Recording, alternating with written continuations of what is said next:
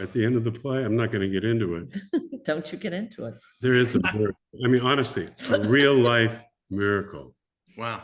A real life, that's what blew me away. I said, you got to get this on stage. So let's bring in Hollywood divorce attorney David Glass for more on this. David, people going through divorces are going through some of the hardest times of their lives, and a lot of what they're going through is emotional. And in any divorce, there's a huge sense of loss, and loss of relationship, of money, some friends.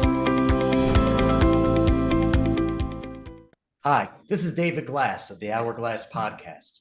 Now today we're speaking to Anson Williams, an established actor, singer, producer, and director.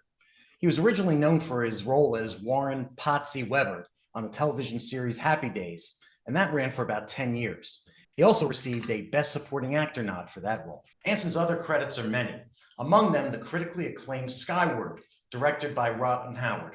Williams went on to become an award-winning director, starting with short programs for adolescent-age children, including after-school specials No Greater Gift and The Drug Knot, and then even the TV movie Lone Star Kid. He later directed a number of TV series, such as Beverly Hills 90210, Melrose Place, Star Trek Deep Space Nine, Star Trek Voyager, Xena Warrior Princess, Sabrina the Teenage Witch, and Charmed. He also directed several episodes of the TV series Seventh Heaven. Williams is also a businessman and congressionally recognized philanthropist and humanitarian. Williams is also the author of Singing to a Bulldog, From Happy Days to Hollywood Director, and The Unlikely Mentor Who Got Me There. And we're really lucky today because joining us is also his wonderfully gifted writer-wife, Sharon Williams, who penned Crazy Mama. Our two guests have adapted the book into a stage play, which debuts in the early spring of 2025.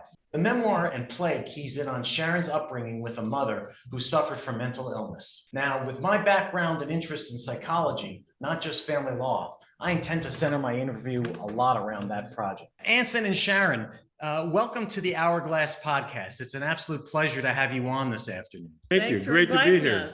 I have a number of questions for both of you, and either of you can answer this, but how did the two of you get involved in the Crazy Mama project, and give us a background on the project? Well, that would be Sharon. Yes, it is actually part of my life story. Crazy Mama was my mother, Right. Who was paranoid schizophrenic. But before she was perfectly normal as far as I could tell up until my 8th birthday. Right. And that's when my whole world completely fell apart, and my whole family actually. And I lost my mother essentially to mental illness.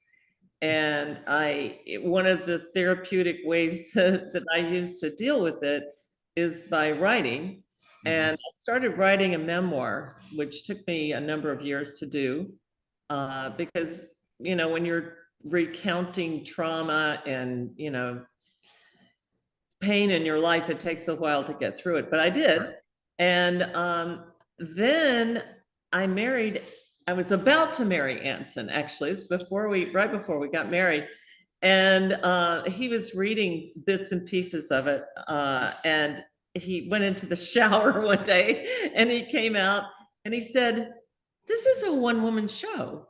Wow. You need to do an adaptation of this as a screenplay. I mean, not a screenplay, but a stage play." Yeah. And I said, "Wow, I've written a lot of things in my life because I was a writer in advertising, for many years with Younger Rubicam before I started doing this."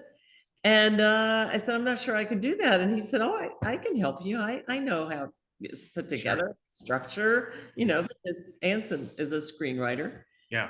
Director." And so we started working on it. I think it took about 6 weeks to complete it. So quick. Wow. So quick, Doc. So quick. And on it, but just to show you a little bit more of the drama of this, or the surprise. Sharon, she had her 8th birthday on a Sunday, and there was one piece of birthday cake left. And her mother said, "Okay, we're going to save this for you when you come home from school on Monday." Right. Gets off the bus at school Monday, running up the pathway to the house to hug her mom and get a birthday cake. And she runs in, and her mother comes at her with a knife Oh my gosh. because she thought she saw someone behind her. The knife ended up in the wall. Wow. She lost her mother at that moment. Yeah. And from that moment on, it was like, I want her back. Hmm. And I'm not going to get into the end of the play because it's a miracle. Right. That was the beginning of this horrendous situation, which is horrendous in America. And you know, Doc, I mean, mental illness is like beyond. Right. And this is, what Sharon wrote, just with humor, you laugh. Mhm. And you understand these characters, and you cry with pain, you cry with joy, but it brings down the walls, man. Wow. And all of a sudden, it's something you can talk about. Mhm. When we did our previews, just readings, audience members would come up crying, happy, like relief. Oh my God, their mother might not have, had, a psychotic breakdown, but something happened. Everyone has something, and they take it personally. Yeah. And it relieves them. It relieves them. And they go, oh my God. And I'm not alone. Right. This play opens that box, just opens up that box and just creates just such opportunity for healing. So anyway, we read her book, her memoir, with award-winning chapters of it. It just hit me that, my God, my goodness, what a play. Right. That there's a lot more creativity to it. We have a blues man, there's music, but I just wanted to, I didn't mean to interrupt so much, but I just wanted, He can't help himself. I just wanted, no, and I got involved. I just went, no, this is important. This can really save some lives. This can really heal families, this play. It's really important. I've directed, I don't know how many decades, I don't know how many scripts I've read. And this is brilliant. This is Pulitzer. This is so important. I'll go back to Sharon now.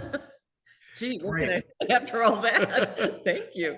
Well, I think the important thing here is that I think now is almost as bad as when I was a kid, in that there isn't a lot of support for the family members. I mean, there's a lot of focus on the patient, the person who's really suffering from the illness itself, but there's not enough time spent and money or whatever it takes, resources, to take care of the people who are trying to cope with it without any training or warning. This happens to you in your life, and you just sort of muddle through. And one of the things Anson was talking about with humor, that's my dad was just a funny guy to begin with, and he was sort of like we call him the master performer of stand-up grief, right?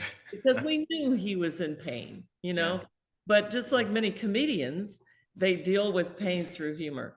Right. And so there's a lot of that in the play, just from my dad as a character.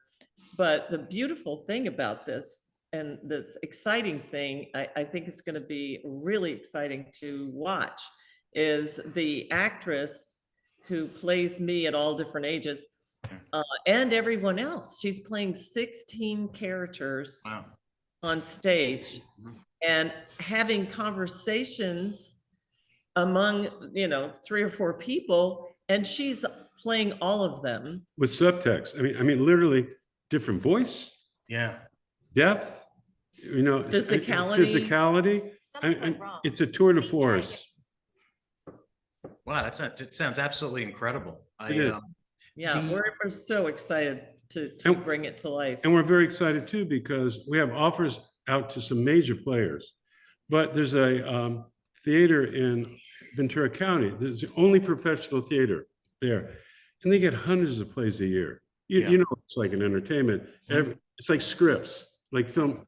Are you putting my hand down? Yeah, because it was here. I meant it to be here. Anyway, she wrote it, but I'm directing. No.